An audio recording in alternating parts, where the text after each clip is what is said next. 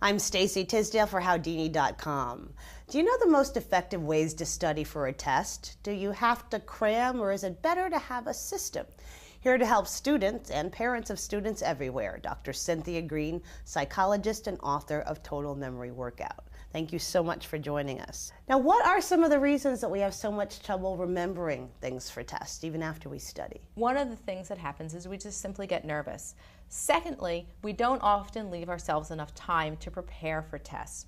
Now, what are some of the things we can do to reduce anxiety during test taking? Well, one of the things is to just practice some what I call emergency techniques to reduce our anxiety. Please share.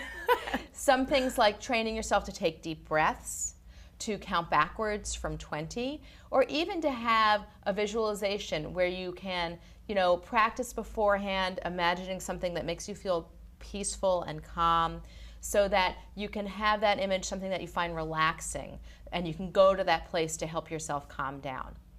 So what are some of the steps that people can do if they're, in the test situation, they realize that they're having one of these meltdowns and anxiety attacks and they're not having that recall? What do you suggest people do in that moment? If you are faced, for example, with a multiple choice question and you're not really sure how to answer it, then to really work your way around the question, to figure out what you do remember about the question, to try to eliminate alternatives so that you can help narrow your focus. Try to remind yourselves of what the main point is around a question and to organize the information in that way to work your way back to the answer. Are there specific things that parents can do to help their children when it comes to getting prepared for tests?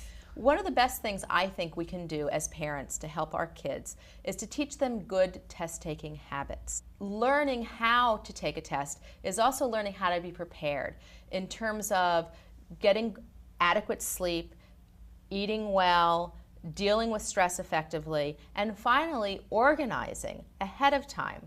So for example, one of the things I've used with my kids throughout their life is to tell them when they know they have a test to build into their schedule when they know that test is coming up, about 15 minutes a night, every night, to work on preparing for that test and to work with a study guide also for that test. So they're breaking that study guide down and learning a piece of it every night and then using the last couple of nights before the test to rehearse all the information.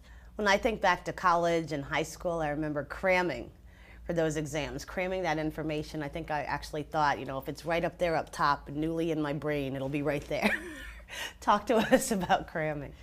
The problem with cramming is that we can overwhelm our brains, that sometimes it's just too much information to really effectively keep track of.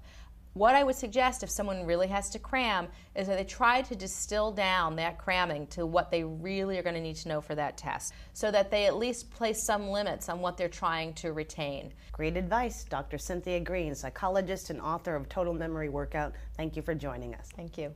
I'm Stacy Tisdale for Howdini.com.